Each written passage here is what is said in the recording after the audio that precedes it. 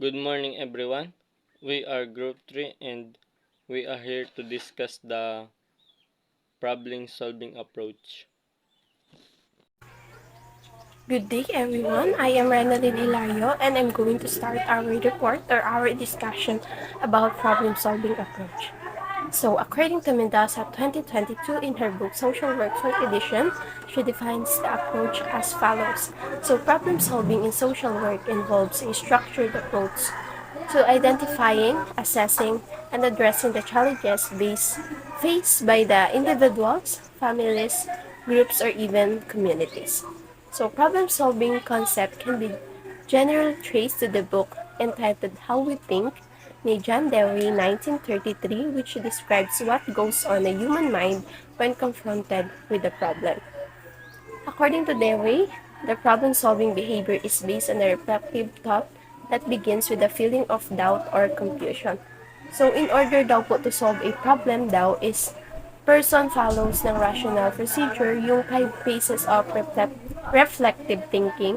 Una is yung recognizing yung difficulty or yung problem. Then second is defining the difficulty. Next, the third one is raising a suggestion sa mga possible na solution. And then yung fourth is selecting an optional solution from among sa mga proposals. And lastly, number 5 is carrying out the solution. In early 1940s, George Polya, a mathematics professor, developed a model which they intended to be used as a guide by anyone engaged in problem solving. So, yung Polya's model din po is consisted ng mga phases. Una dito is yung understanding the problem kasama yung problem situation or yung goal ng problem solving at yung mga conditions for solving the problem. Second is devising po ng plan by which the goal ay pwede natin na ma-attain. And then the third one naman po is carrying out the plan. And lastly po is yung evaluation na po ng plan, yung implementation at yung naging resulta na. Next is Helen Harris Perlman is considered as the originator of the problem-solving framework in social work, which has greatly influenced a social work thinking. So, dun sa kanyang book na Social Casework, a Problem-Solving Process, she describes the social work process as a progressive transaction between professional helper and the client. So, she also described po na ang social work process ay progressive transaction sa pagitan ng professional helper at ng client, consisting yung mga series ng problem-solving operation. Good day, Mame and Banyaga and classmate. Today, I will discuss the definition of terms and problem of casework, client assessment. So, let us start with the problem. So, pag sinabi natin problem, halos lahat naman nakakaranas nito at karaniwan na ito sa buhay ng tao. Dito pumapasok ang iba't ibang problema katulad na lang ng kahirapan, pagkabalisa ng isang tao. Next is caseworker. Pag sinabi natin caseworker, sila yung nag-handle o nag-assist sa mga taong nangangailangan ng tulong. Halimbawa, may lumapit sa yung client at nag-share sa iyo ng problema. Siya yung gumagawa ng problem analysis at ginagawan mo siya ng assessment para i-assist siya o tulungan sa kanyang problema. Client. So, alam naman natin na kung walang client, walang social worker na magpro-provide ng services. So, mahalaga ang client sa pagpapatupad ng social services and different programs. So, pag sinabi natin client, sila yung bumubuo ng individual, families, and members of communities na humihingi ng tulong sa kanilang different problems. So, malaki ang ambag nila para magkaroon ng halaga ang services. Next is assessment. So, alam natin na ang assessment ay isang tools upang ma-determine ng isang social worker ang gusto niyang makuha o malaman sa kanyang client para matulungan at mabigyan siya ng maayos na services. Ginagamit din ito ng isang social worker para maging effective ang pag-gather o pag-conduct ng data ng isang client. Good day, ma'am. Good day, classmate. I am Richelle Amonte Agudo, and today I will discuss the application in casework of problem-solving approach. So, Flores Hollis suggests that given the current landscape of social work practice, the problem-solving approach appears to be a highly suitable method. So Hollis outlines the advantages of this approach for social work practice as follows. So number 1, requires the worker to understand the client's needs and to respond accordingly. So sa pamamagitan ng problem-solving approach, tinututukan ng social worker ang mga pangunahing problema at pangangailangan ng client. So halimbawa nito, isang mag-aaral na nahihirapan sa pag-aaral dahil sa kahirapan. Ang social worker ay nakikipag-usap sa kanya at nakahanap ng paraan para matulungan siya makakuha ng mga learning materials at tutorial sessions. So number 2, help provided is a process which will enable change to occur in the person or in the situation or both. So, ang approach na ito ay tumutulong sa mga social worker na mabago ang sitwasyon ng isang client o ng kanilang pamilya. So, halimbawa, isang ina na may problema sa pag-manage ng kanyang oras sa trabaho at sa pag-aalaga ng kanyang mga anak. Ang social worker ay tumutulong sa kanya sa pag-develop ng isang schedule at support system para sa kanyang pamilya. So, number 3, help social workers tailor their support to what each person really needs. So sa pamamagitan ng problem-solving approach, ang mga social worker daw ay nakakapagbigay ng mas personal na suporta sa mga kliyente. Halimbawa nito ay isang senior citizen na nangangailangan ng tulong sa pag-access ng medical services at financial assistance. Ang social worker ay tumutulong sa kanya sa pamamagitan ng pag-coordinate sa mga ahensya at organisasyon para matugunan ang kanyang mga pangangailangan. So number 4, tailoring treatment procedures differently based on factors such as diagnosis problems, type, social class, and outcome goals. Ang approach na ito ay nagbibigay daan sa mga social worker na baguhin ang kanilang mga pamamaraan base sa iba't ibang factors na tulad ng diagnosis, pagtukoy sa problema, uri ng problema, social class, o katayuan sa lipunan, at mga layunin sa outcome o yung hinahangad na solusyon. So halimbawa nito ay isang kabataang mayroong behavioral issues and ang social worker ay nagdevelop ng isang personalized intervention plan na tumutugon sa kanyang mga special na pangangailangan at sitwasyon. So number 5, developing precise rules for classifying cases or intervention into categories. So, including guidelines for ambiguous cases. So, sa pamamagitan ng problem-solving approach, nagkakaroon ng mas malinaw na patakaran sa pag-classify ng mga kaso o mga interventions. So, halimbawa, ang isang bata na may special needs sa edukasyon, ang social worker ay gumagawa ng malinaw na guideline at support plan para sa kanya na tumutugon sa kanyang mga espesyal na pangangailangan sa pag-aaral. So, and now I will let Carlo Roldan to discuss the other part of application in casework of problem-solving approach. Good morning po. I am Giancarlo Peraldan from BSSW 2A, and I'm going to discuss the continuation of application in casework of problem-solving approach. Problem-solving approach are integral to social work, address complex issues faced by individuals and communities. Here, how they're used. The first is assessment. Social worker utilize problem-solving approach to assess client needs, strengths, and resources comprehensively. Ito na yung first step na gagawin ng isang social worker or magagather na siya ng information through interviewing, and hahanapin niya yung data na kailangan para ma-assess ng maayos yung problem. Hahanapin niya yung background, yung kalagayan ng client, kung ano yung pinaka-problema na, yung pinagmulan ng problema sa pamamagitan ng pag-interview. Once na makuha mo yung data na needed, ay mas madali ka na proceed sa next step.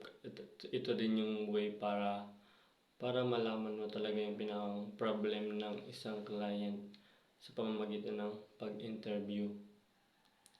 At ito din yung way para mapag-isipan mo ng maayos yung gagawin mo talaga na intervention. Kaya napakahalaga ng part na ito kasi dito masusukat kung gaano ka galing makisama sa tao, magtanong, mag-interview.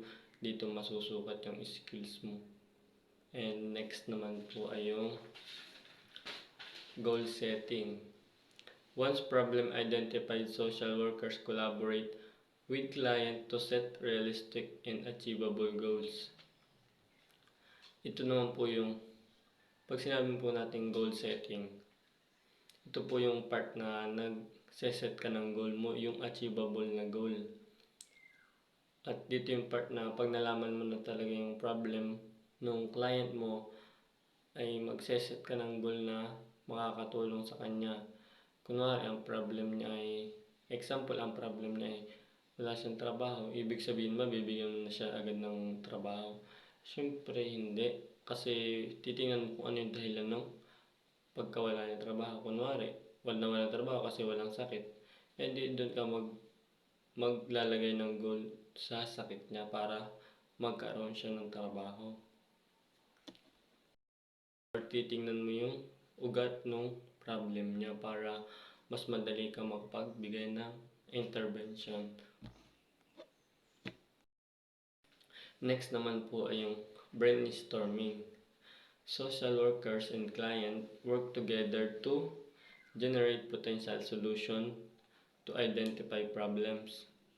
Pag sinabi po natin brainstorming, ibig sabihin po nito, yung social work at saka yung client ay nag-uusap dun sa mga possible na solution na makakatulong dun sa problem ng client.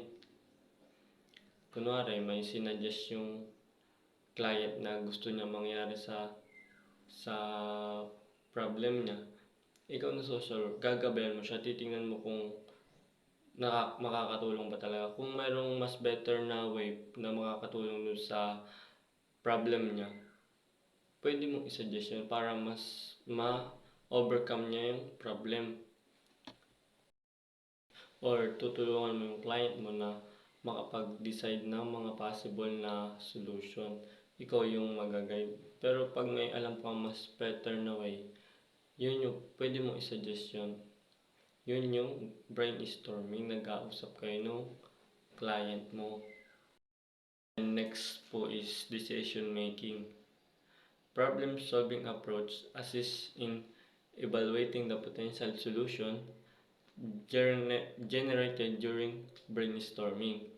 Pag sinabi mo natin decision making, dito masusukat yung skills mo sa decision making. Dito mo na i-apply yung mga nalaman mo nung nag-brainstorming kayo. Dito mo isipin ng mabuti kung makakabuti pa talaga yung gagawin mo na intervention or solution do sa problem ng client. Example is, bibigyan mo ng puhunan para makapagnegosyo, or sabi ng client gusto niya magkaroon ng puhunan para makapagnegosyo. Iisipin mo kung yung gagawin ba niyang negosyo is pasok to sa environment niya or magiging mabenta ba ito rin sa environment na kinatatayuan niya.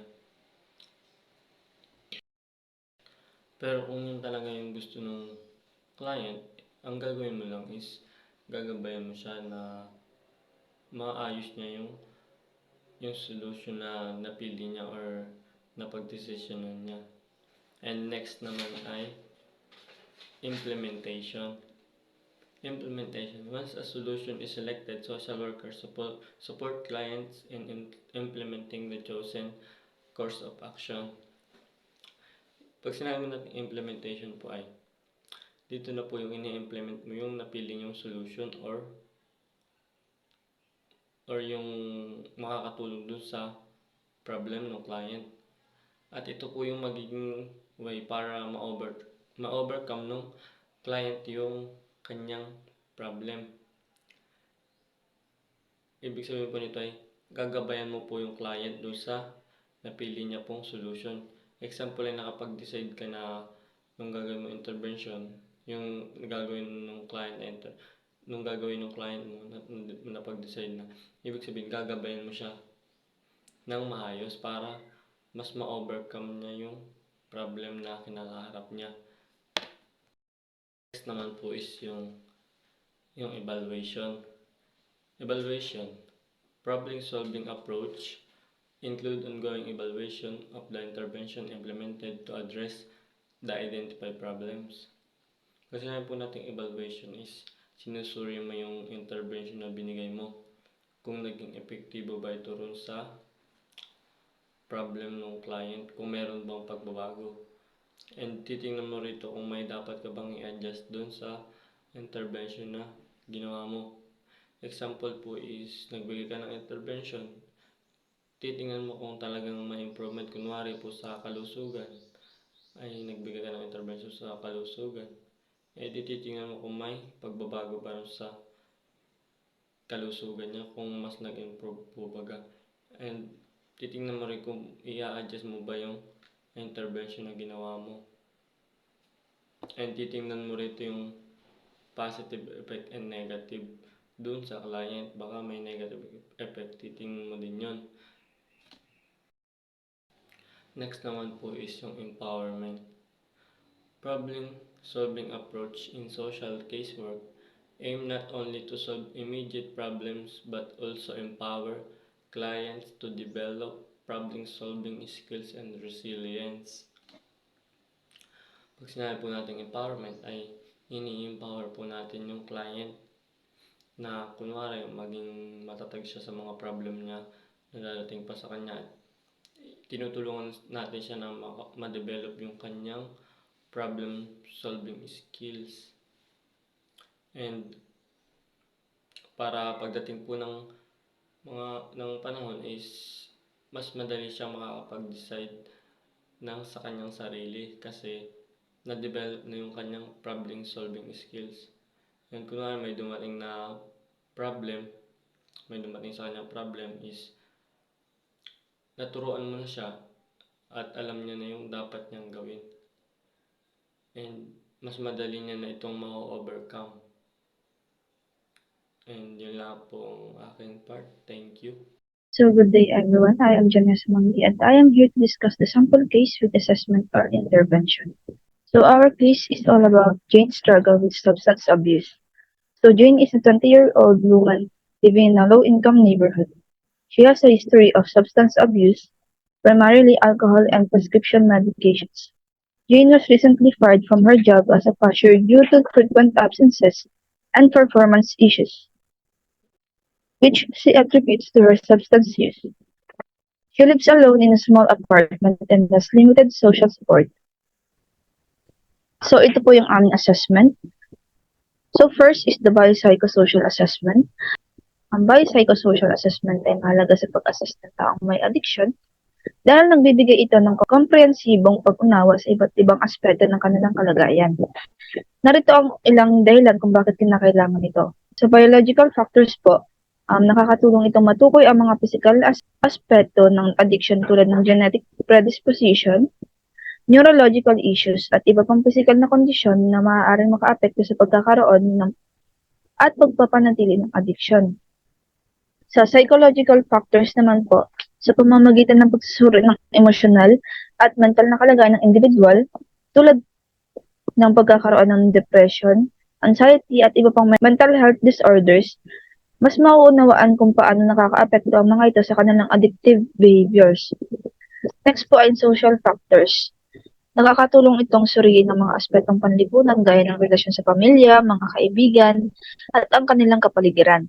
Mahalaga ito dahil ang suporta o stress mula sa mga ito ay may malaking papel sa recovery o patuloy na addiction. Sa kabuuan, ang psychosocial assessment ay nagbibigay ng mas malalim at holistikong pag-unawa sa kondisyon ng isang tao. Ito rin ay nagbibigay daan sa mas angkop at epektibong mga plano sa paggamot na isinasaalang-alang ang lahat ng aspeto ng buhay ng individual, hindi lamang ang kanilang addiction. So next po ay substance abuse assessment. Ito po ay mahalaga para sa mga sumusunod na dahilan. Una po ay ang diagnosis upang makumpirma po kung ang isang tao ay may problema sa paggamit ng droga o alkohol at upang matukoy ang eksaktong uri ng substansya na inaabuso. Pangalawa po ay ang pag-unawa sa kalagayan. Upang masuri ang lawak ng paggamit ng substansya, kabilang ang dalas at dami ng paggamit, pati na rin ang mga epekto nito sa physical, emosyonal at mental na kalusugan ng individual. Ang assessment ay nagbibigay ng mahalagang impormasyon na tumutulong sa mga profesional sa kalusugan na magbigay ng pinakaangkop na suporta at serbisyo para sa paggaling ng individual mula sa substance abuse. Next naman po ay yung pag-conduct ng strength and resources assessment sa isang taong may addiction ay mahalaga sa ilang kadahilanan. Una po ay ang pagkilala sa kanyang strength. Nakakatulong ito upang matukoy ang mga positibong aspeto at kasanayan ng individual. Ang pagkilala sa kanilang mga lakas ay nagbibigay inspirasyon at kumpiyansa na mahalaga sa proseso ng pag-recover. Pangalawa po ay ang pagbibigay ng impact na suporta. Sa pamamagitan po nito, makikita ang mga resources na mayroon ang individual gaya ng suporta mula sa pamilya, kaibigan at komunidad. Ang impormasyong ito ay mahalaga upang mabigyan ng tamang uri ng suporta at intervensyon. So sa kabuuan po, ang Strength and Resources Assessment ay isang critical na bahagi ng proseso ng paggamot na tumutulong sa pagkilala at paggamit ng mga positibong aspeto at suporta na maaaring magpabilis sa pag-recover ng isang taong may addiction.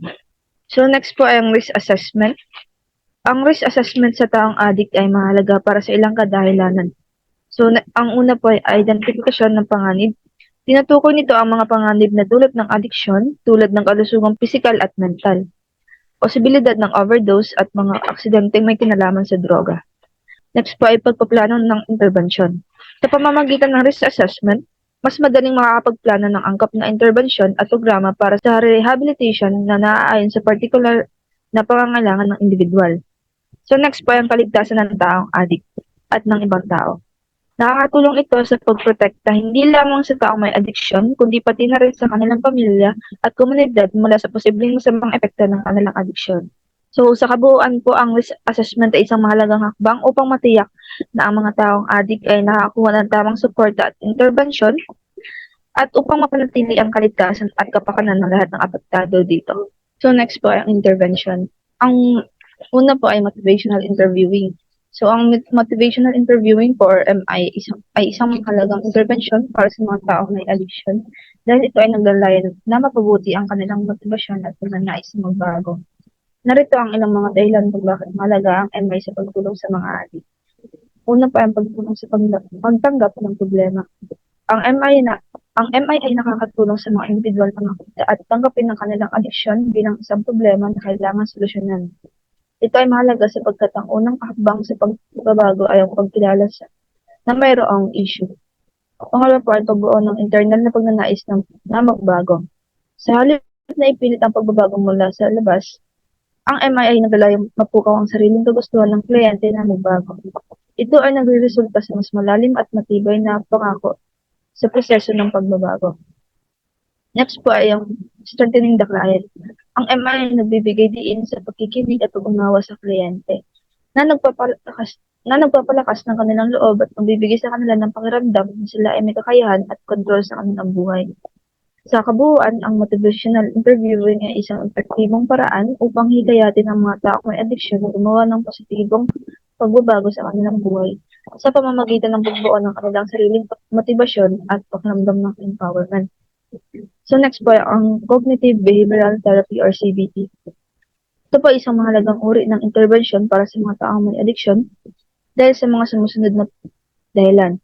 So dito po tinuturuan ng CBT ang mga pasyente ng mga kasanayan upang harapin ang mga stressor at tukso na hindi nangangailangan ng paggamit ng droga o iba pang anyo ng addiction. Kasama dito ang relaxation techniques, problem-solving skills at assertiveness training. So next po ay pag-iwas sa relapse. Sa pamamagitan po ng CBT, natututo ang mga pasyente ng mga estratehiya para maiwasan ang pagbalik sa paggamit ng droga or yung tinatawag pong relapse. Ito ay mahalaga para sa pangmatagalang paggaling dahil nagbibigay ito ng mga kasangkapan upang matukoy at makayanan ang mga sitwasyon na maaaring mag-trigger ng addiction. Ang mga aspetong ito ng CBT ay mahalaga upang matagumpay na maibalik ang isang individual sa isang mas protektibo at malusog na pamumuhay na walang pag-asa sa mga adiktibong substance o behavior. So next po ay ang case management intervention. Ang case management intervention para sa taong may addiction ay mahalaga dahil ito ay naglalayong magbigay ng holistikong suporta at koordinasyon ng mga serbisyo upang mapadali ang kanilang pagbawi. Narito ang kanilang pangunahing dahilan kung bakit ito kinakailangan. Una po ay ang kompleksidad ng pangangailangan. Ang mga taong may addiction ay kadalasang may iba't ibang pangangailangan kabilang ang medical, mental, at sosyal na suporta. Ang case management ay tumutulong sa koordinasyon ng mga serbisyong ito upang matiyak na lahat ng aspeto ng kanilang kalusugan at kagalingan ay natutugunan. Sa kabuuan, ang case management intervention ay isang mahalagang bahagi ng epektibong paggamot sa addiction na tinitiyak na ang mga individual ay makakatanggap ng komprehensibo at patuloy na suporta upang matagumpay na magbago. Next po ay ang psychoeducation. Ang psychoeducation intervention ay mahalaga sa paggamot ng mga taong may addiction dahil ito ay nagbibigay ng kaalaman at kasanayan na makakatulong sa kanila upang maunawaan at makontrol ang kanilang kondisyon. So, ang isang example po nito ay pag-unawa sa addiction. At tinutulungan ng psychoeducation ang mga individual na maunawaan ang sanhi at epekto ng kanilang addiction kasama na ang physical, emotional at psychological na aspeto nito. And also yung pag-develop ng coping skills. Ang psychoeducation ay nagtuturo ng iba't ibang strategy at kasanayan para makayanan ng stress, cravings, at iba pang negatibong emosyon nang hindi bumabalik sa paggamit ng substansya. Sa kabuuan, ang psychoeducation intervention ay isang critical na bahagi ng holistic approach sa paggamot ng addiction na tumutulong sa mga individual na magkaroon ng mas malalim na pag-unawa sa kanilang kondisyon at magbigay sa kanila ng mga kasangkapan upang mapanatili at mapabuti ang kalidad ng kanilang buhay. Next po ay ang pagsasagawa ng support group interventions para sa mga taong may addiction ay mahalaga dahil sa mga sumusunod na kadahilanan. So, example po ay emotional na support. Ang mga support group ay nagbibigay ng isang ligtas na espasyo kung saan maaaring magbahagi ang mga kalahok ng kanilang karanasan, nararamdaman at mga hamon na hindi sila hinuhusgahan. Ito ay tumutulong upang mabawasan ang pakiramdam ng isolation at kawalan ng pag-asa. So, sa kabuuan po, ang support group interventions ay isang mahalagang bahagi ng holistic na lapit sa paggamot ng addiction. So next po ay ang pag-conduct ng referral to treatment intervention sa taong addict ay mahalaga dahil sa mga sumusunod na dahilan. So una po ay ang access sa professional na tulong. Ang mga taong addict ay nangangailangan ng special na paggamot na maaaring hindi mabigay ng kanilang mga pamilya o kaibigan. Ang referral naman ay nagdadala sa kanila sa mga eksperto tulad ng mga psychologists, psychiatrists, at iba pang mga profesional sa kalusugan na may kasanayan sa paggamot ng addiction. So next po ay ang pagpapabuti ng kalusugan. Ang addiction ay may malubhang epekto sa physical at mental na kalusugan ng isang tao.